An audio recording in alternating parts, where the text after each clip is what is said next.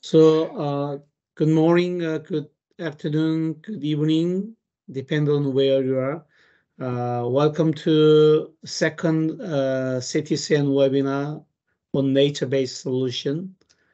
I'm Suil Kang, the coordination officer of CTCN Partnership and Liaison Office based in Incheon, Republic of Korea. So really, I appreciate your active participation in the webinar on nature-based solutions. So older speakers, please turn on your camera. Yeah, only the speakers. Yeah, thank you. Okay, so as you know, we have like from now on, we'll have 1.5 hour webinar. So today we have three speakers, four speakers. First, we have two speakers, Chani and Diana from IICA, and Alexandra from Kathy, and Sangin Kang from the Korea Environment Institute. So as you know, in the program, so each speaker will have a 11 or 15 minutes presentation, and then for each presentation, we'll have a 5 minutes Q&A session. And then considering the time limit, I may allow hopefully like 2 questions for each speaker, but after that, I recommend to use the chat box to give questions to the specific speaker. Okay, and actually today we should have a welcome remark by the Rajiv Garg, CTCN Director AI and the head of CTCN Palo, but now he's in the airplane to come to Songdo to arrive tomorrow, so he cannot join the webinar, but we expect that he can join from coming webinars. Okay, thank you. So I would like to invite Chani and Diana, and then Chani first, and he will give 11 minutes presentation, and then followed by 11-minute presentation by Diana. Okay, the floor is yours, Chani. Thank you. Yeah, thank you very much, Cyril, and thank you for the invitation, and thank you for the participation as well. So we just had a last minute change. I hope there's flexibility. My colleague Diane, because we want to make it kind of conversational, my colleague Diane will come in, and then we will share it going forward. So I'll ask my colleague Diana to share the presentation, and we'll go ahead presenting. I hope that is fine. Diane, over to you.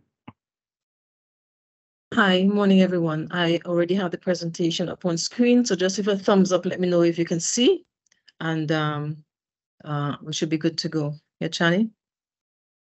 I'm not seeing it on my side. Okay, well, it's being shared, so I don't know. Nobody can see it? Yes. Yes. Go ahead. You're seeing it now? Okay. Okay, hi. So good morning, and thank you for the opportunity.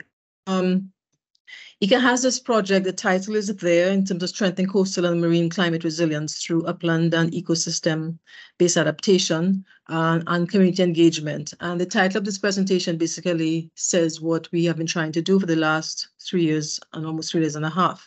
The little buzz name is called Grassroots for La Vie, because in the small island states of the Caribbean, plants and grasses play an important role, not just in the preservation of the environment, but also in terms of food security for the region. So this presentation will just go very quickly in terms of what the project was in brief, in terms of the context and the focus areas. So in terms of context, We all know that the Caribbean region, made up mostly of island states, is extremely exposed to extreme weather. While we are in the tropical zone of the world, we have the tropical climate that has grown more and more extreme because of the impacts of climate change, and already the adverse impacts are our new normal, and they are wide-ranging and getting worse. Whereas before, the impacts were mostly in the mountainous areas in terms of landslides and infrastructure damage, the impacts are now extended to the social, economic, and every other realm of human development in the island. So this is our context. In terms of the target for the project was on 4 insular Caribbean countries. Insular because we're dealing with the island states and not necessarily mainland states.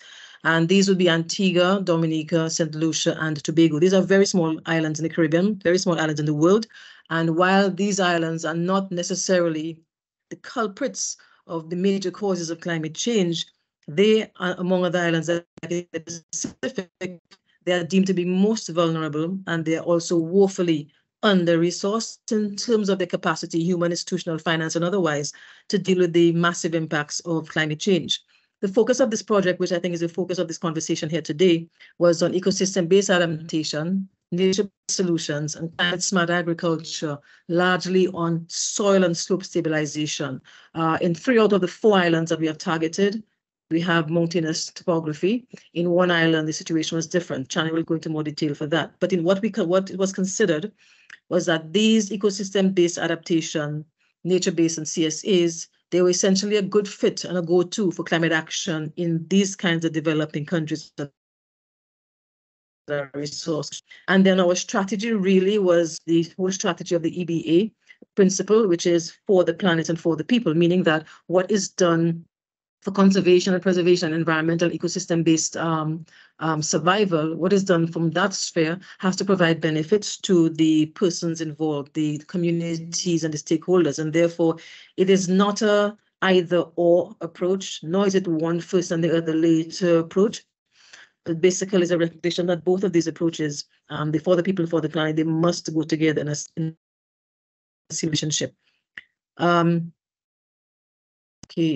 Right. So what was the project about? Essentially, the premise was based on helping people, and that is specific people in the project catchment areas, helping them to adapt to the climate crisis. And I believe Chani is going to take this one away. Chani, over to you.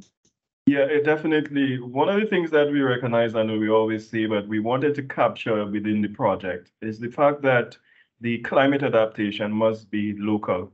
It must be meet the context here. And here it was, we had an opportunity where we would have had financing. We really wanted to look at the dynamics that would be relevant for informing these kind of interventions going forward. The principal core uniting factor there is because of the nature of the project, and it's really a marriage between an environmental and agriculture community-based project. We presented the argument that to focus on marine or the coastal area, there is something happening upstream in terms of whether it is the mountainous areas that we need to resolve.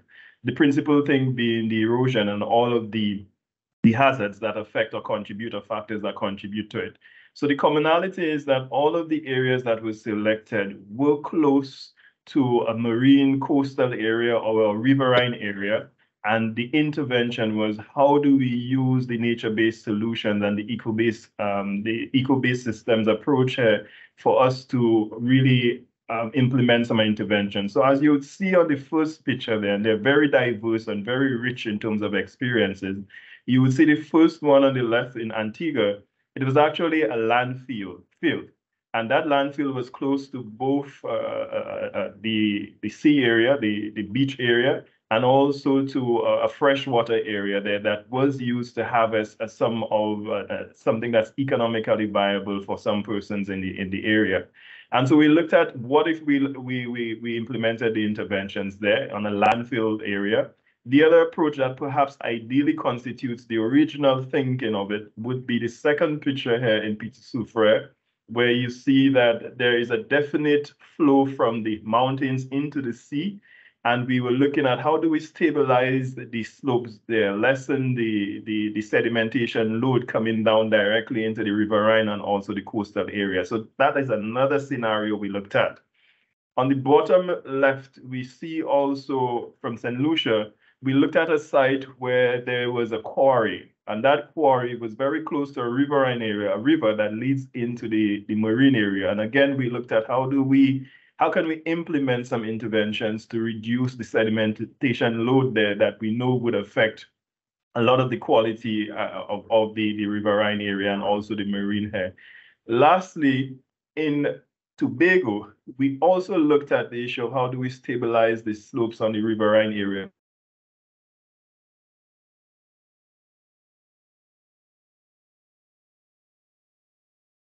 And so that presented a rich diversity that would inform what we're hoping would inform going forward the policy directions, the research and development, etc. As you'll see in the next slide, over these areas there, these particular dynamic areas, in the next slide here, you would see that what we would have focused on is, are you hearing me? Could you forward to the next slide, Diane? I forwarded to the next slide already, so delay, I guess. Probably delay. Yes, so as we go to the next slide, what we essentially try to do here, and that is overall the project, irrespective of the site or the nature of the site, we essentially said that the helping people will be a function of the training that we actually impart in terms of functional training, in terms of vetiver. One of the key, and a lot of things were built around that. The key intervention that we looked at is how do we stabilize the slope using what we call a vetiver plant or the Chrysopodium family. How do we actually do it in a systematic way with some of our partners there and teach them how to do that and how we provide the resources to actually to implement that solution there. So it is the success of the project was really a function of the building the capacity to implement that particular solution and also building the capacity to assess climate risk, to implement good agricultural practices, and also to improve soil health. The other function, the other part of that function was a monitoring function where we improve, build the capacity of the technicians to actually monitor the effects of these installations, that we were big on the community approach. And more so, if all of this is working, we definitely wanted that to translate into some socioeconomic earning in terms of the establishment of green businesses related to these interventions. So this in summary was the thinking that we had in terms of the project. Over to you, Diane. I don't know if everybody's still seeing the presentation on their side. On my side, it's dark. Okay, it is, I have it, but I don't know what's happening. But anyway, I will just speak to it. So we're coming to the issue of considerations. There seems to be a glitch. So in terms of the difficulties, no project is really, are we not seeing, right? Let me see. I don't know what's happening with me. Share. I'm gonna try sharing it again. Okay, are we on? Yes. So, right. Projects tend to be plagued sometimes with the usual project issues. And for this one, it was no different, especially when we are, I don't know what's happening, but anyway, especially when we are working in small communities, remote communities, and communities that don't have a lot of capacity. Right. So in terms of the context, we've been, but anyway, in terms of context, we found ourselves having to redo and repeat a lot of what we started off at the beginning because of weather and other issues. So I believe one of the difficulties was that of timing and technique, but at the same time, it allowed us to understand that when doing nature-based solutions, you're really working within what nature is throwing at you, and therefore you have to be flexible, you have to have proper timing, and your technique has to be perfected. It can be trial and error. We did have some flood problems in Tobago that washed away the grass at the beginning, landslides in Dominica, extreme drought in Antigua. So that affected the nature-based interventions that we had. Another difficulty was what I like to call the hot spotting sites for interventions. We had quite a bit of sites selected because the communities are linear in most cases, and then we had to go up the terrain, and therefore we had left several small sites doing, and that spread the resources, not of the project necessarily, but resources of the community kind of thin, and it caused kind of disconnection and in-pocket types of action. So this is the experience that we had that I think we can take for other projects. In terms of the focus of the project, now, as Charlie mentioned, the vetiver grass is not new to this part of the world. They know it, but they've never really seen the vetiver grass as a systematic intervention that they could use. And therefore, we've had to transplant the concepts, formal concepts, to people operating in informal ways in communities where they're not accustomed to that kind of formality of a grass. And therefore, while the awareness is there and the willingness is there to absorb the training, the national mechanisms, as well as those in communities, tended to be too weak to systematize. And the scale of the problems seemed to be too big for them based on where we were doing the intervention. The last one basically has to do with relying 100% on community participation. We know the communities are resource constrained, they are time constrained, and therefore doing nature-based solutions in communities, relying on their 100% participation, really has to have enough time to get in the community, to be in the community and work within the community. So it's important for consideration in terms of NBS as climate action moving forward. What do we consider as our successes? Well, I believe despite all the difficulties that we experienced with the project, there are some things that the project has contributed to the wider conversation on nature-based solutions and EBA solutions. It acted as a living laboratory that would have tested assumptions going in, tested concepts going in, and the results that we have achieved could, I think, best be used to inform future design and to add value of any EBA, NBS projects, especially when those involve working at community levels. And the lesson I would like to leave behind here is that you cannot have an ecosystem intervention without also having a simultaneous socioeconomic intervention as well in communities. The second positive successes and results would be, for example, we had 4 countries that had completely different environments, landscapes, and so forth, and conditions. And based on the project experiences, while the NBS may share the same principles, the application of the nature-based solution really has to be a fit for context type of application. So it's really not a one-size-fits-all in the NBS. And that is an important consideration, understanding the environment, understanding the landscape, and therefore the type of NBS that's going to be implemented. And in terms of the strategy, I believe we helped to build a core of persons in the communities who are very willing to carry this thing forward, but they're going to carry it forward on the socioeconomic aspect of the ecosystem-based adaptation NBS, because without financing of conservation, it's not going to continue. And therefore, we must build NBS from the ground up, and it cannot be sustained only through external projects whenever they come through. So quickly, in terms of whether we consider that as a success, well, the question becomes, did it achieve its objectives? And one of the objectives was building social capital and social capacity of farmers and communities. Now, remember, we did that in very small communities, in very small islands. So those stakeholders that we engaged with directly were largely positive, but their main concern, which is what comes next. So they understand this is a project. They understand we engaged them, we taught them, we gave them information, gave them skills, but after the project ends, the major concern is what next, what's next. So that, again, is a consideration for NBS type projects. The second objective, whether it's strengthening or generated new alternatives, livelihoods in these communities, most of the livelihoods were largely agrarian or fishing, and very, very small tourism type or other basic retailing. And in order for the NBS and the vetiver grass really to be cemented or grounded in the community lives and livelihoods, we had to generate businesses. So the target was to do 8 businesses across the 4 countries. We've registered 9 of them, and they're very gung-ho, they're very innovative, and we're hoping that it continues post-project, because businesses take a long time to start up, and it cannot be achieved just through a project alone. The final one, in terms of disseminating information, there has been a lot of increased interest in the vetiver as a nature-based solution, and we have shared the information widely, but sharing is not sufficient. It's necessary but not adequate, and therefore we need to see dissemination on a continuous basis even after the project ends. And that becomes very important for nature-based solutions, because they are not a typical response in the these countries in the Caribbean. In terms of whether it met the quality of its products and deliverables, well, even as some sites were very, very problematic, we believe that the learning experiences offered were priceless. For example, each one had its own unique learning experience. The model that we got for the VetiVet system going in is no longer the model that we're going to have coming out, and therefore we're planning to collate those experiences in a handbook for re-engineering VetiVet for geoengineering. It cannot be a trial and error anymore if nature-based solutions are to be grounded in community action.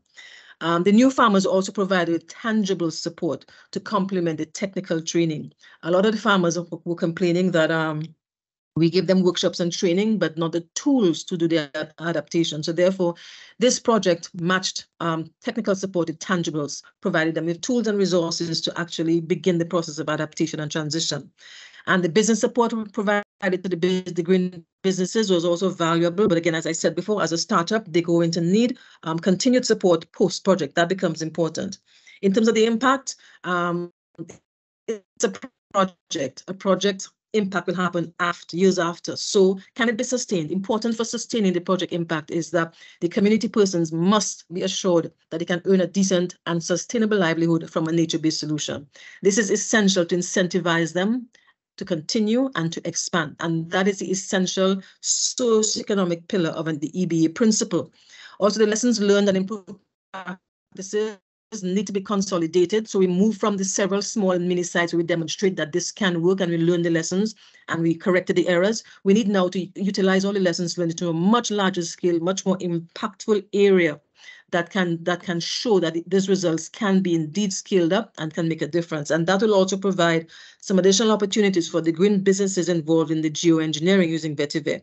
And relevant national institutions and institutions like ECA needs to integrate and provide transitory support for post-project continuity until such time another project can be mobilized to support the scale-up and not necessarily support the continuation of the action, but to support the scale-up while processes are being put in place at the national level for continuous mainstreaming. What after projects? For example, should the best parts of the project be scaled up or integrated into wider development program? Absolutely. Oftentimes we do projects, we have great experiences, good lessons learned, but they go nowhere. So we need to pull out the best parts of this NBS project and scale it up into something else. That becomes important. Are the mechanisms, do mechanisms exist for that? Not necessarily. There's no automatic mechanism in projects that allow for that kind of scaling up of the best parts to be done, because donors like to move on to something else because they think by repeating the same thing, it means that there was no successes. That is an error we have in projects and development that we need to get rid of. And should the scale up continue to rely on external resource projects? It validates the need to go into investing into mainstreaming of those kinds of successes, those kinds of validated interventions. We need to mainstream it. I'm going to now pass over to Chani, who's going to end up close off the presentation. Yeah, thank you, Diane. Colleague, I wanted to come back on perhaps more in detail with should the scale up be rely on external funding? More or less to advocate that we definitely know that should not be the best approach. We do agree that there's a need for the mainstreaming. However, the reality within the countries like the Caribbean is that mainstreaming has to be phased. And so we just supplied some ideas or some thoughts as to how or what are the elements of that phasing process. And one of the key things where Diane would have stopped at was the financial support. There's definitely a need for the financial support programs, mainly from the point of return on investment, meaning that there must be some strategy where the investment translates into a trickling downstream effect in terms of the potential earning power, self-reliance in terms of earning at the community level.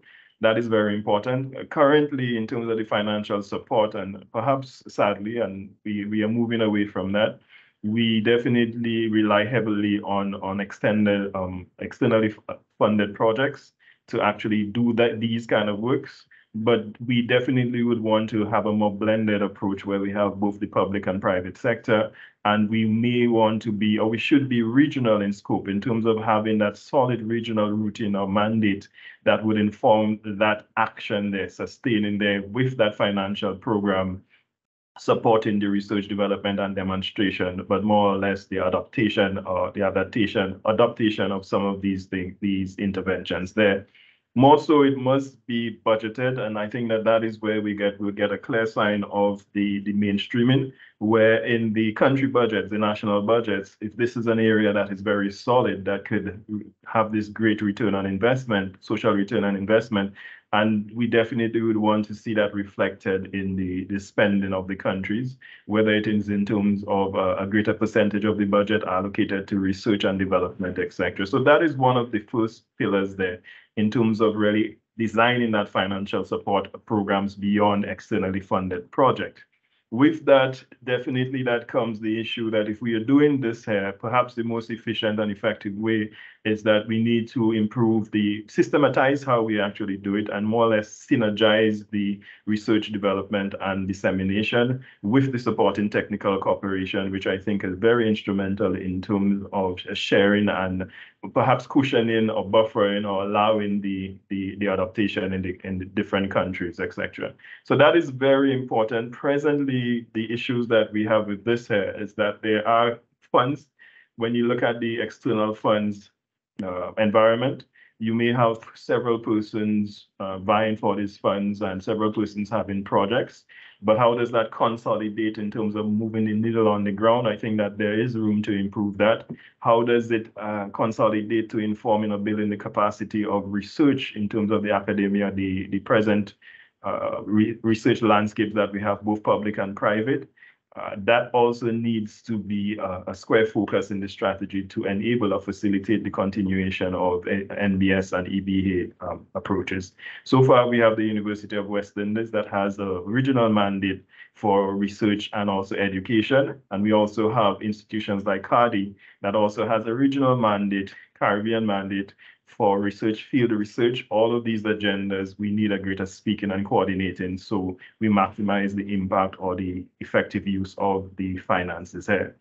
The subsequent to that or connected to that, there is a need to build the capacity in several levels. And we're talking about functional capacity, not just the no level 1 capacity, but how do these capacities translate into perhaps the livelihoods and businesses, etc. So there's still space. We only did this in 4 countries, and we're hoping that what we'd have learned there by the different areas that we worked in and the different countries, the context, both cultural aspects, that could be projected or that could be used to inform how we would do it in other countries. But we definitely need that building capacity, both the technical, the entrepreneurial, the infrastructural, etc.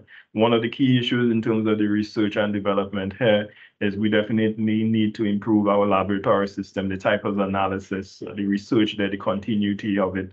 And also, we need some ground level practitioners that could actually speak to the experiences that they would have implementing things like the NBS and also EBA approaches. So these are some of the key issues with capacity. They are not exhaustive. There are still other things that need to be added to that, but these are the thinking that we need to go forward with in terms of scaling up. Lastly, for this presentation, I think we need the champions, and we need these champions at different levels, the political level, technical level, the community-based level, to create that synergy and keep that spirit moving. I think that the EBA and NBS is more than just the technical aspect. How you revive the community or collective action perhaps is the essence of it, so that persons feel motivated, persons are rewarded, etc., to actually do that. I think that is the core of the system that we would want to have.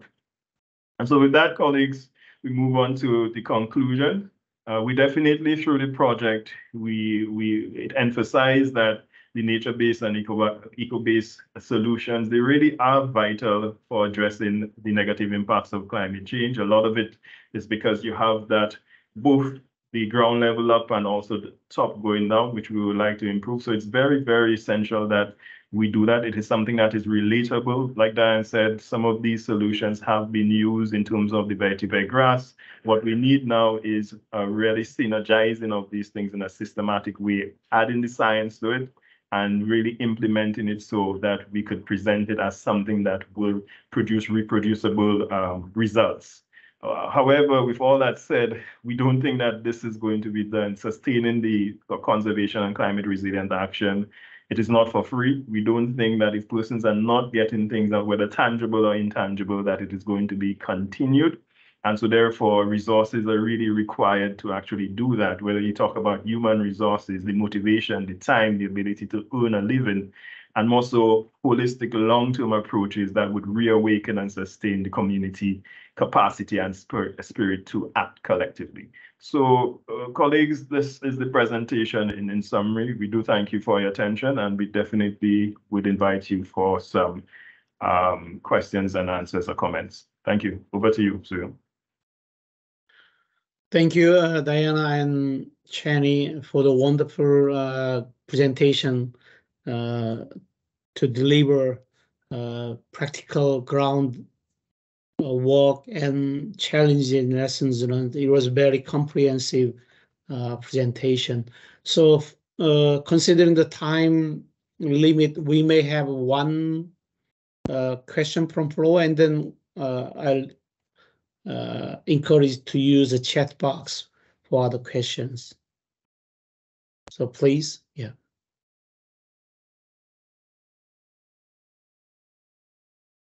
So like maybe only one question from the floor.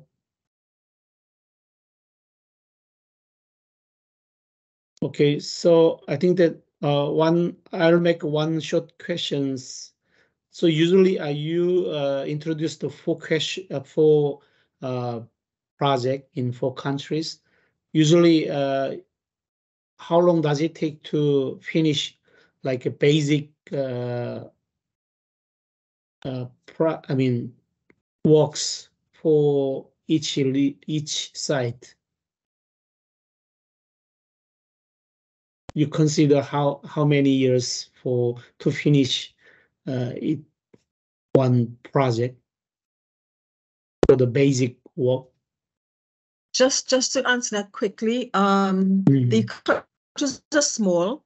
The sites that were selected were basically manageable. So for example, once the project team had all of the resources, the plants, the labor, and so forth, they could, for example, the site on the first side of the screen, they could finish that within 1 or 2 days based on how many plants they planted. So it all depends on the size of the area that they were going to do the vetiver intervention and how many sites that they had to do.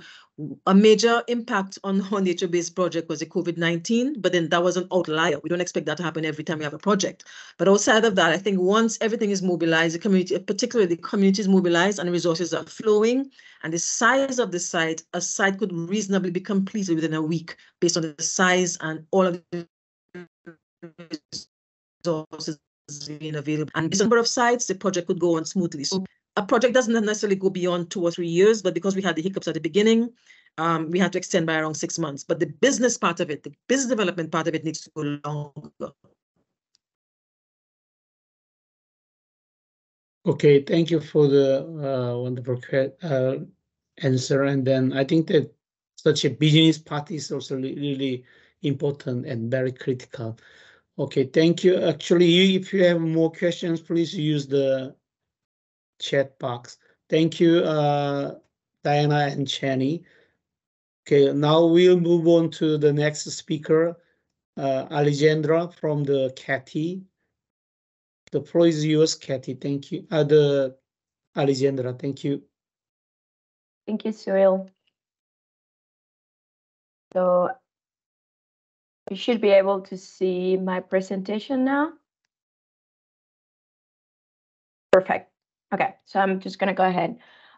Welcome, everyone, and thank you so much for your presence today. I'm Alejandra Martinez, as Cyril just introduced, and I'm going to be giving a couple of examples and overview on projects that CATIE, which is the Tropical Agricultural Research and Higher Education Center based in Costa Rica, have been conducted in the last 10 to 12 years. A little bit trying to provide with evidence of what we have learned and the contributions of nature-based solutions, and also giving some hints at what research development and demonstration approaches we have been using to promote sustainable development in Latin America and the Caribbean. So to begin with, I want to mention, okay, There you go. I want to mention that CATIA is a research center based in Costa Rica, like previously said, but we do have a mandate to work not just in Costa Rica, but in all Latin American countries and the Caribbean. And our research approach aims at turning discoveries into significant and measurable impacts with transdisciplinary and participatory approaches. So we use research, we generate knowledge, but usually we use this information as an applied tool to answer for specific needs of the different countries that are members of CATIA as a research institution. So I'm going to be presenting a couple of projects, and I'm probably a little ambitious with my presentation, so hopefully I'll be able to cover everything.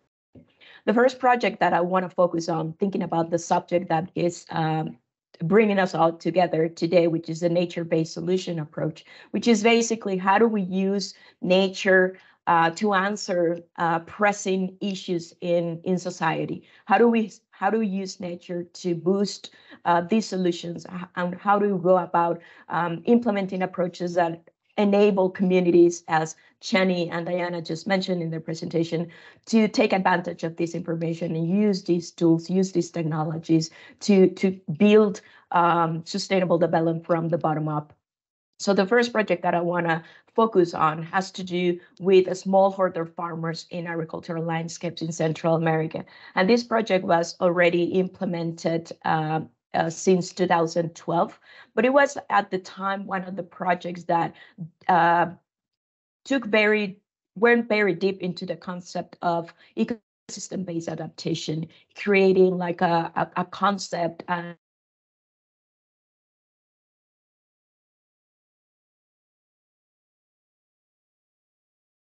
as I mentioned before, this is an applied research project whose main object was to generate knowledge so we can have information about how efficient are these interventions that we're doing on the field and how we can scale up those interventions, which is something that was mentioned previously in the presentation of Diana and Chani. The Cascade project, which is the acronym from this project, was funded by the International Climate Initiative. And I think this is important to mention as we are discussing finances and how to go about funding these kind of projects and how to make them sustainable. So as you can see, this is a project that was externally funded, as many of the projects that we at CATIA implement in different countries.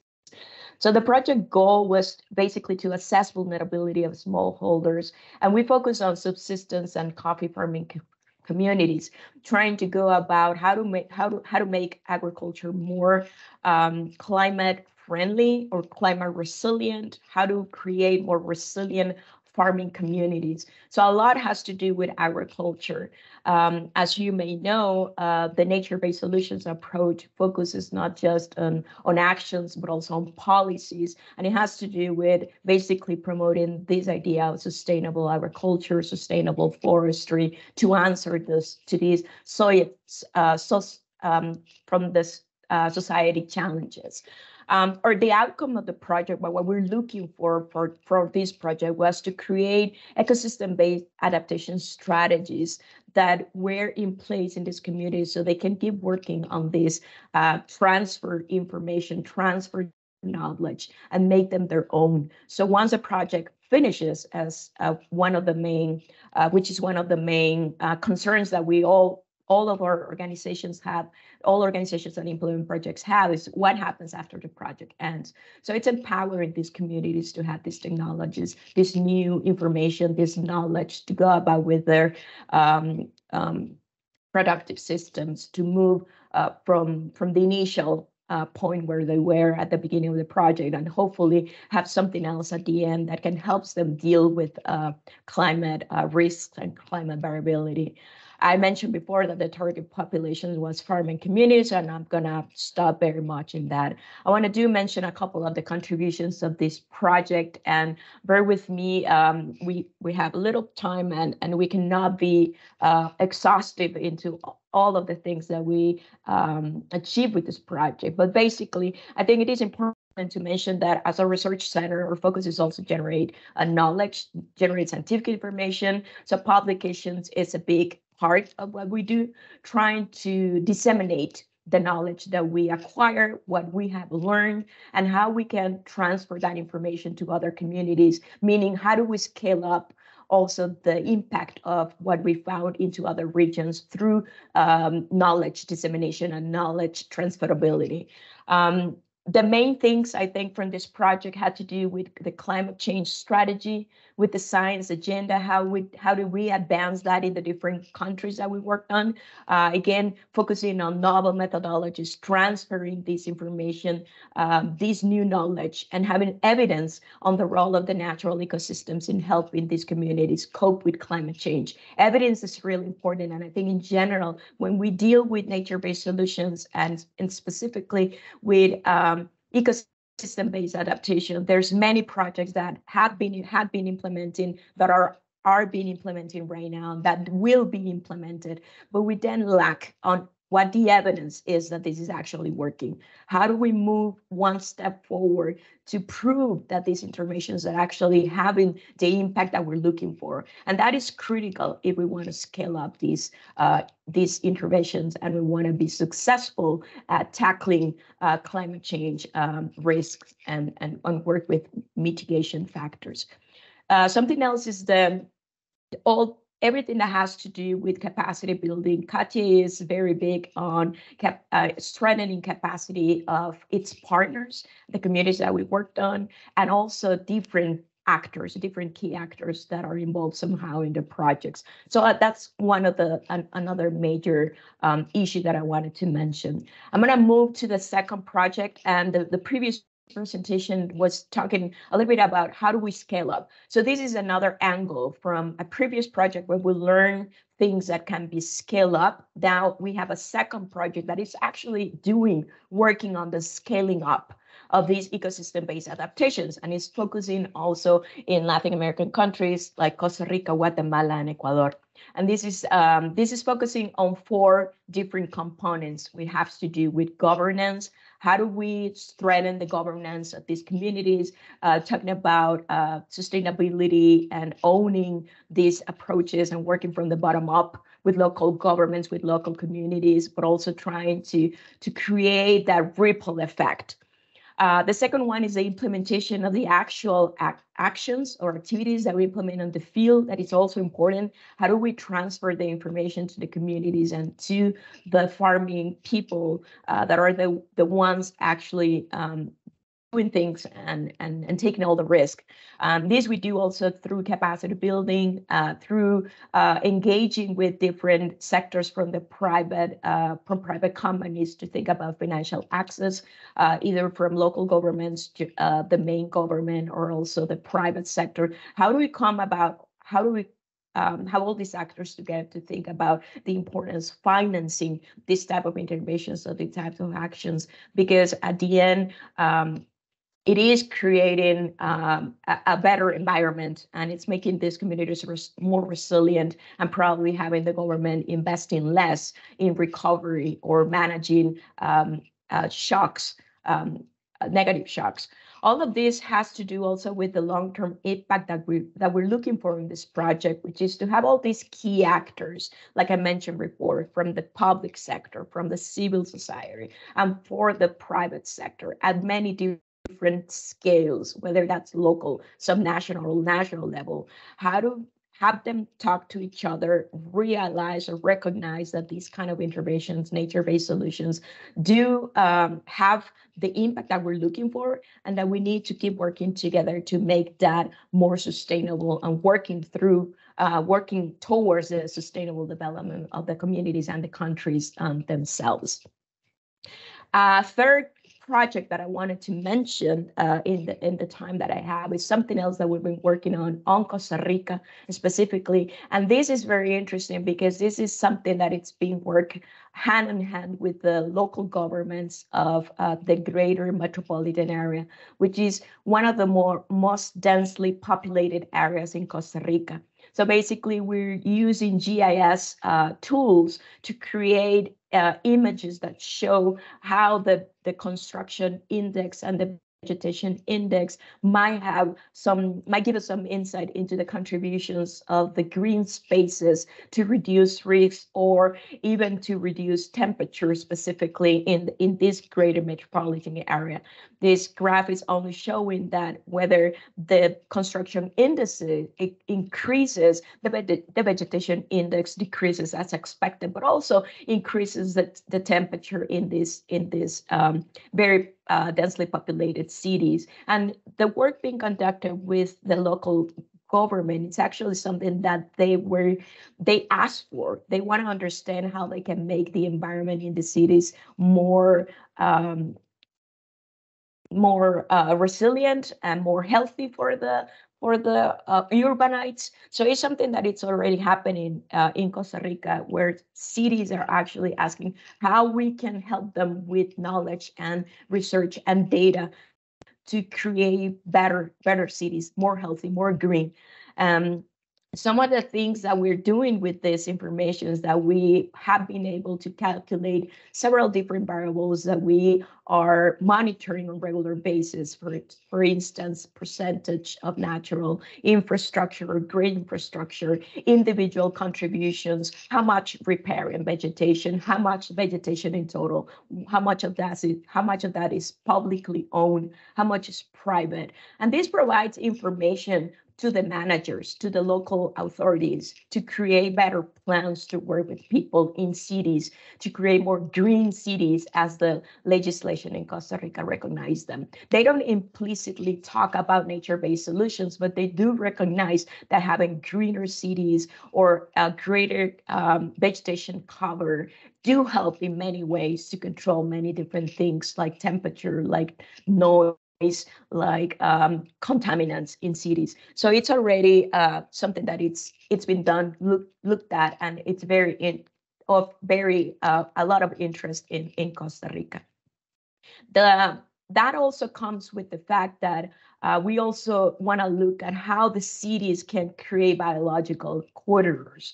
At this moment, it's more like identifying these biological connectivity nodes in this greater metropolitan area, but it will inform how the planning of the city, how can we focus on priority regions to either maintain this connectivity or increase this connectivity, whether that's structural or we're helping other wildlife communities to move across this otherwise not so friendly environment. So this is something else that it's going into the planning on how these nature-based solutions can help people living in cities, but also wildlife, and also making these habitats more connected towards, for instance, supporting national parks or the protected area systems within the country. And lastly, here's another project that we are working on still at this moment, the previous as well. And this is being conducted in Nicaragua. And this focus on using runoff water harvested systems to create tools that help prioritize these sites where these systems can be built in the future. So how do we learn from more previous interventions to make a better intervention in the future, I think is the main question.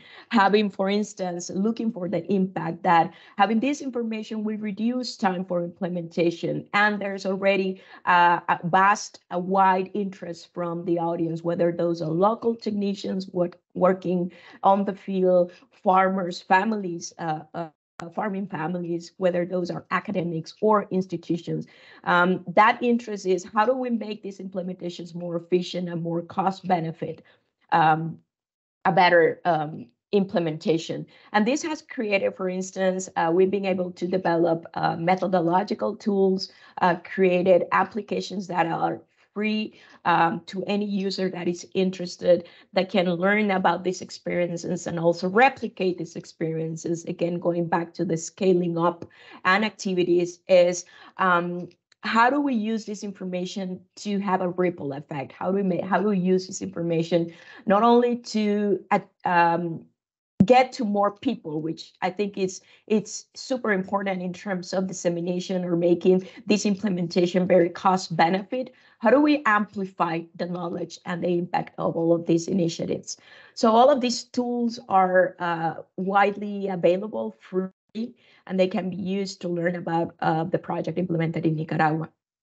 Finally, the last slide, I'll be done with this one, is that this is another project that we're implementing in IT, which is focusing on building resilience under disaster risk management approach.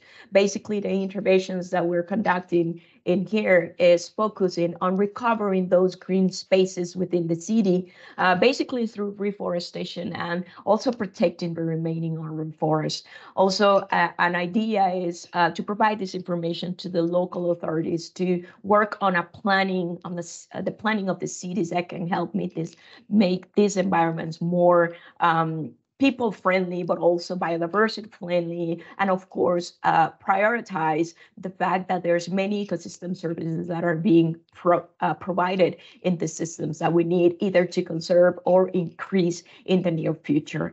So I think I'll stop there. Thank you very much for your attention. Okay, thank you, Alejandra, for the wonderful question. And then we have now one question from Diana. I think that is for you.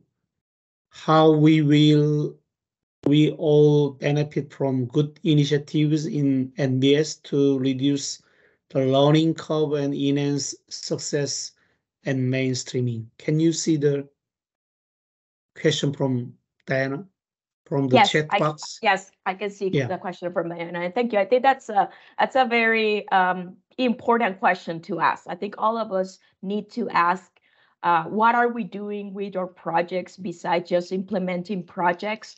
What are we learning, and what are the efforts to actually communicate those learnings? In terms of the good initiatives in nature-based solutions to reduce the learning curve and enhance successes and mainstreaming, I think it has to do a lot with how do we make information available. And many projects nowadays actually require for us to have this information open, to be free, to be easy to access by many different public or many different audiences, not just local governments or local communities, because obviously the approaches to disseminate the information will vary, whether we're talking to local communities, we're talking to authorities, or we're talking to academia.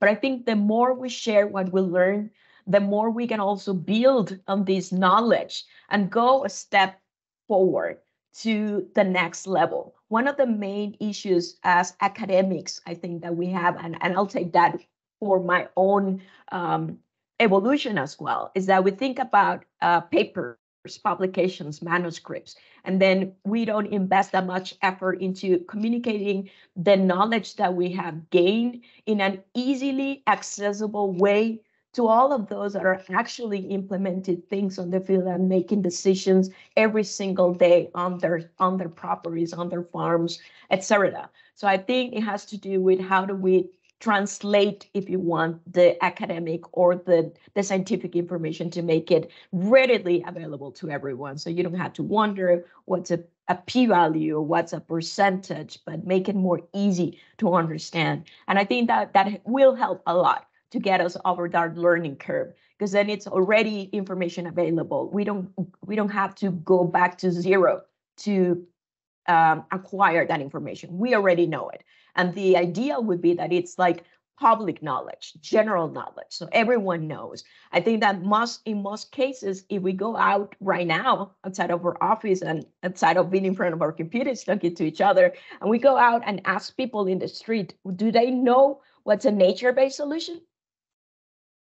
Do they have any idea what it is? How do we use nature to leverage or to combat climate change risk? So I think there's still a lot of work to do, but I do think, and I strongly believe that education and information ready available for people is key. Oh, thank you, Alejandra. Actually, we have two more questions. One is from Gabriel, and another one is from Harlem.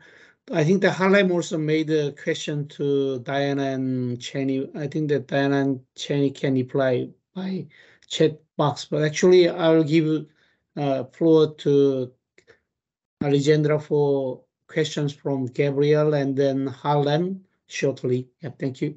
And then we'll close the presentation. Yeah. Thank you, Cyril. I will try to answer them very quickly. So, Gabriel, I think your question is very on point, and it's a great question. I think we always need to be careful what the benefits are going to and what's the main goal of the project. I think it depends a lot whether you are trying to do interventions directly on the ground with the communities, which the benefit is more direct. So the communities and farmers or whoever other stakeholder that you're working with, they can see those benefits immediately. Something else is when you go up the scale where the benefits are not so obvious because I'm not perceiving, and if you want an economic benefit directly, or I don't see it, for instance, climate regulation, which is something more big, a bigger picture.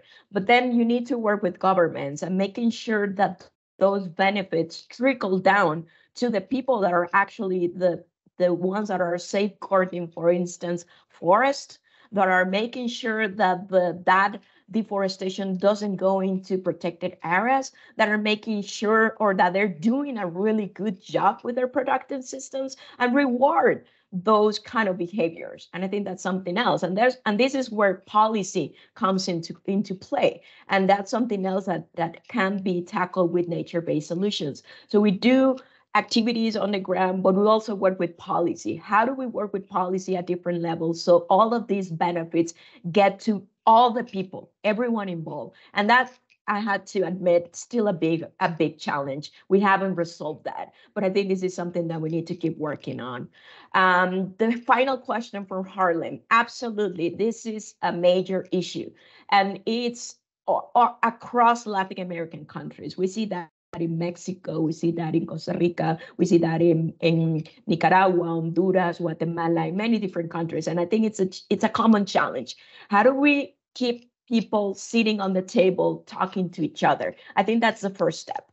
I'm an ecologist, so I'm gonna recognize I don't always play nice with agronomists, but I do know better now. So I do know better now that I need to talk to agronomists, that conservation is not just about protected areas, that conservationists and biologists and ecologists, we need to sit down at the table and talk to city managers, we need to talk to agronomists, and we need to take into account people's necessities when we're thinking about the long-term effect of our interventions. Thank you very much. Thank you so much, Alejandra, for the very wonderful answers. Actually, I think I really expect more strong collaboration in the region among stakeholders. Thank you.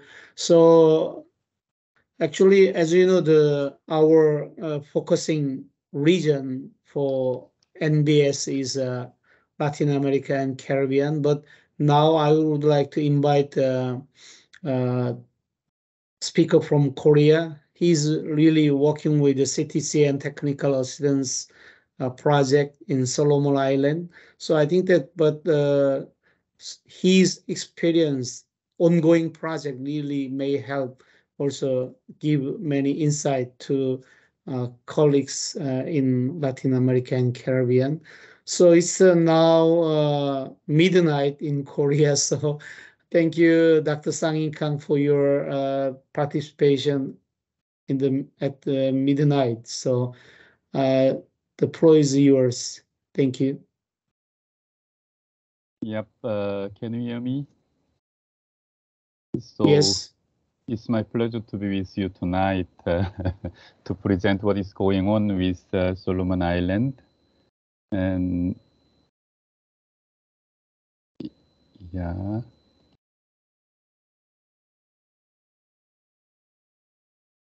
So is it okay? You can see my slide? Yes. Okay. So I have actually so many slides. I don't know how to digest all these with this time limit in presentation, but I will be very brief and focus on the sense of the subject. So challenges and solutions for the management, sustainable management of the mangroves in Solomon Island is the main topic. Before I like to introduce my institute. My institute is the Public Research Institute of Korea under the Office of Prime Ministers, and we have 13 divisions in 4 research groups covering sustainable development, climate and air quality research, water and land, and environmental impact assessment. We have about 324 research fellows and researchers, including administration staff, as of August 2023. And we have more than 100 PhD level specialists in different multidisciplinary research areas. And we engage globally in promotion of green economy, climate resilience, and environment conservation. In the Latin American countries, we had some experiences to Guatemala, Ministry of Environment and Natural Resources. And KI is actually hosting the Korean Adaptation Center for Climate Change. We have several missions to support national and local governments and provide need-based support for climate change adaptation entities and revitalize domestic and international cooperation network while supporting developing nations. So I hope that we could have the good cooperation windows with you in Latin America.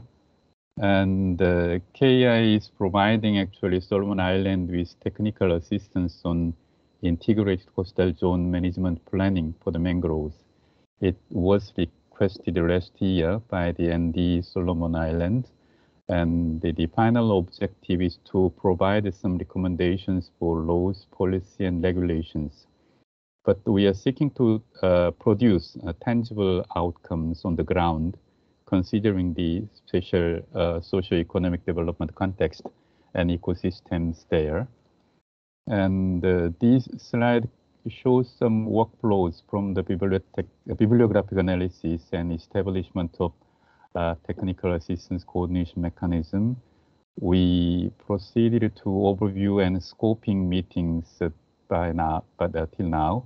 And then we are developing the specific policy statement in different sectoral and thematic areas here. And we will produce a framework of policy draft very soon. And after official reviews, we will launch those framework policy statement with technology suggestions with detailed fact sheet for the ecosystem-based approach and management.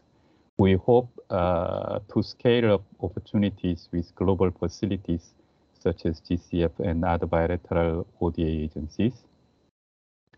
And I'd like to propose some overview and scope presented during the inception meeting held in last February. So basically, Solomon Island in bathymetry, 98% of the total territory is ocean. And we see that the more than 4,000 coastal communities lives in less than 1 kilometer inland from the coast. And ocean is a source of nutrition, income, economy, and leisure. And marine ecosystem service brings about 2.6 billion per annum in Solomon Island dollars. I'd like to particularly note that Solomon Island is keeping wealth cultural heritage, traditions, songs, dance, custom, practice. And in addition, traditional customary land and natural resource tenure systems play a key role for the Solomon Islanders' sustainable socio-economic development ownership. So in the beginning, I thought that this kind of traditional customary land tenure system might be an obstacle to introduce the integrated coastal zone management planning. But after the inception meeting, I found that those customary land tenure and natural resource system is a kind of asset to give the ownership for the Solomon Islanders in their own development pathways. And then there are some challenges regarding the climate change and development drive. So there are several types of forest areas in about 89% of land area is covered by the forest, freshwater swamp and riverine, lowland, hill, mountain areas. And the mangroves represent 60,000 hectares at the moment. It's the second largest mangrove forest in Pacific region. And then coastal area covering 3 nautical miles from high-level watermark is transport economic hub and also the provincial centers. So there are some conflicting use and interest give challenges: logging, soil erosion, mismanaged waste disposal, etc. But the land and marine resources are under the original tenure systems that I already mentioned, and it is good to use those cultural and heritage to develop the sustainable coastal management practice. And then Solomon Island, the impact of climate change becomes more and more prominent, and this saline water infiltration and also the erosion of the coastline and sea level rise, etc. So there are already multiple countermeasures in place: policy framework, strategy, and plans, national environment management strategy, and also nature-based solutions in adaptation planning, national adaptation plan of actions, etc. Also, there are very well designed community-based resource management and also the marine management areas, and also the locally managed marine areas, etc. This is a good base to develop the ICZMP for mangroves. And also, there are very well designed marine spatial planning is progressing there. And for Ocean 12 technical working group, as of September 2022, they drafted the marine spatial planning map based on the data analysis and the various scenarios. So this is a very good starting point to develop the ICZMP. And also there are works for the mangroves already exist. In 2013, there was a review of legislation and policy relations to the use and the management of the mangroves ecosystems in Solomon Island. Also the impact of projected climate change on mangrove and coastal ecosystems. So these would be the cornerstone of our ICZMP at the moment. And we have also very good local practice to integrate the science and technologies there into the planning process. But the problem is how to integrate science and technology and ecosystem-based solutions into the local livelihood and national policy framework. And in that sense, we would like to take some benchmark from the existing marine spatial planning, because it is very similar to the land use planning covering the mangrove forests and the gathering ocean data. And also here we also wanted to gather some mangrove forest data and review the legislation and the institutional foundation of those management systems, and also multidisciplinary and the line ministries engagement. In the case of the ocean marine space planning, there are 12 ministries are engaging in developing and practicing those planning practice, and also the zoning systems to be introduced. And also there are the most important thing is the stakeholder consultations. As I told you that the traditional and customary land tenure and marine resource management system is prevail in all over the Solomon Islands. So it is very important to get an agreement from those stakeholders in different tribes and provinces. So we will take benefits of those existing local and community-based approaches in management of the mangrove forest. And I would like to introduce some science and technological solutions for the climate resilience in ICZM mangroves in Solomon Island. So actually, KI and Korean Adaptation Center for Climate Change, we have developed very much abundant policy tools. The first one is the vulnerability assessment systems. It is indicator-based thematic and sectoral assessment systems. It covers about 32 items and up to 57 indicators to cover the health, territorial and coastal infrastructure, agriculture and livestock, forestry and ecosystems, water management, marine fisheries, and also industries and energies.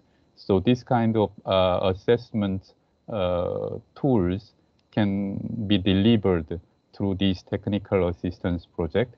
And the another type is the integrated climate change impact and vulnerability evaluation systems. So these two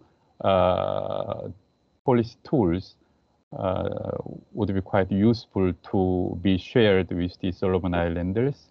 And also we can propose the other GIS-based carbon management systems for urban carbon management systems is used by the Gwangju metropolitan cities at local government levels. So this kind of carbon management system and also the urban impact assessment modeling systems to make analysis of the local very micro weather systems to be applied in the local context. So I think that these four types of the early warning and monitoring and evaluation system is quite interesting to be integrated into coastal zone management planning systems. And also today's subject is the nature-based solutions. It means that we need to support the local communities depending on the mangrove ecosystems, because the development demand and the development request is quite important to limit the sustainability of the mangrove forests. So in that way, the water, energy, and food solutions need to be enhanced to support the local livelihood in a sustainable way. And the first one is that solar photovoltaic systems integrated into vegetable plot and smart farming systems. We are experimenting the 100 kilowatt off-grid test bed. This means that this kind of systems could be deployed in the remote village center to solve the energy, water, and the food problems.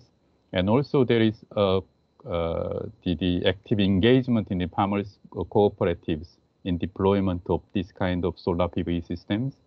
And the final one is that organic nutrient and pest control technologies using interspecies antagonism in soil ecosystems of food chain.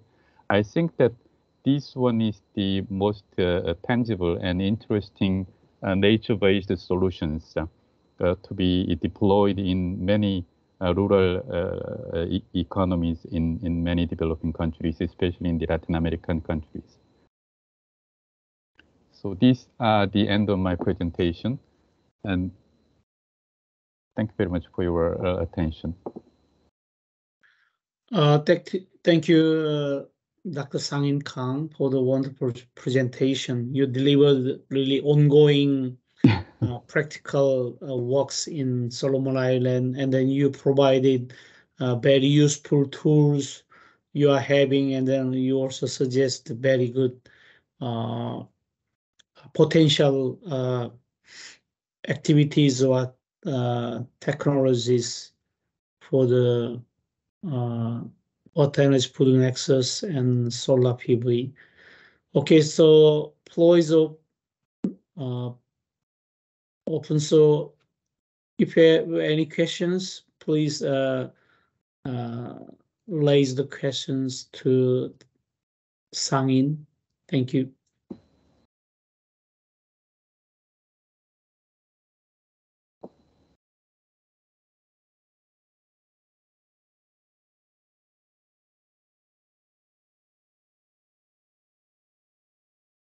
Okay, actually, I made a question regarding the CTCN project you are doing. So, like, can you elaborate a little bit more on like a future activities to implement the CTCN project? Yep. The objective is to support the local leadership in developing their own integrated coastal management planning. It's not to deliver the already tailored local integrated coastal zone management systems. So it depends on the steering committee composed of the local stakeholders, line ministries, local governments, and also the tribes in provincial areas. So, but the challenging feature is that it takes time to gather all those stakeholders the same objectives. So we count much on the leadership of the national designated entities in Solomon Island, especially the Ministry of Environment and Disaster Management. And the other one is that the systems developed to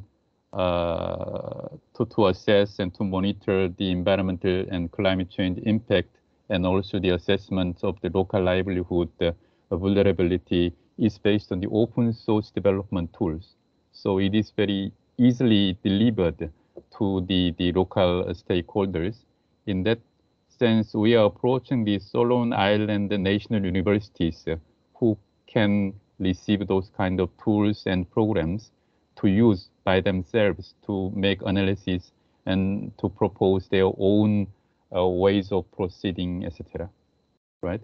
And then at the end of this project cycle, we hope to develop some project concept papers to be submitted to the global facilities supporting the climate resilience and also adaptation actions locally.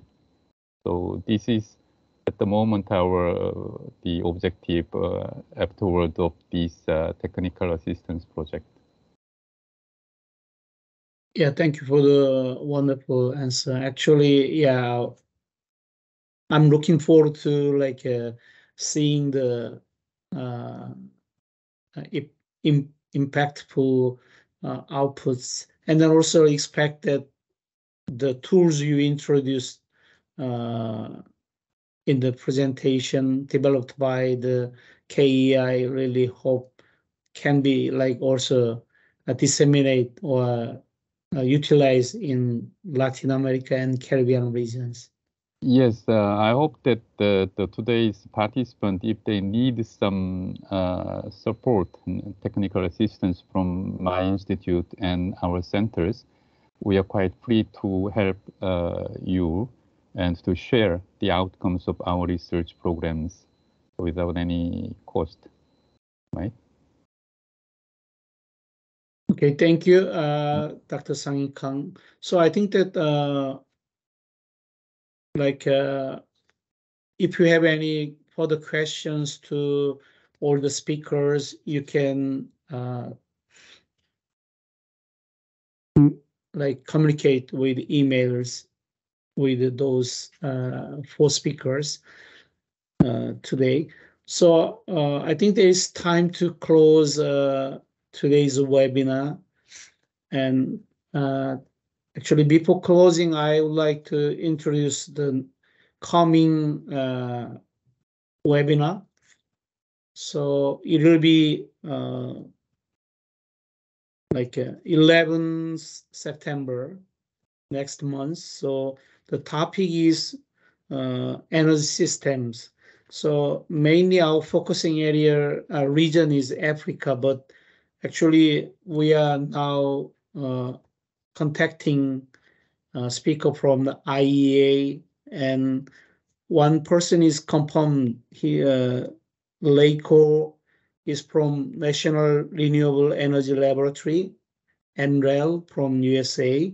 He will introduce the ongoing project in South Africa. And the last one will be a speaker from the University of Mauritius. He will deliver CTC and technical assessment project on anaerobic digestion biogas production in Mauritius. So I would like to encourage you to also join the next month's 11th September webinar on energy systems. I think that you'll be like 8 a.m. in USA, like 6 p.m. Africa, and then 10 p.m. Korea, something like that.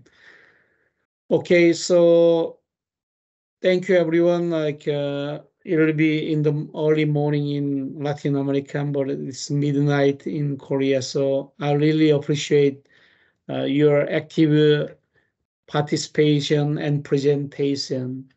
Without your contribution, CTCN cannot make anything. So I really appreciate your contribution again. So have a nice day and then good night, and see you again in 11 September. Thank you, Chenny and Diana and Alejandra, and then Sang-in Kang. Thank you. See you again. See you again. Thank you. Bye-bye.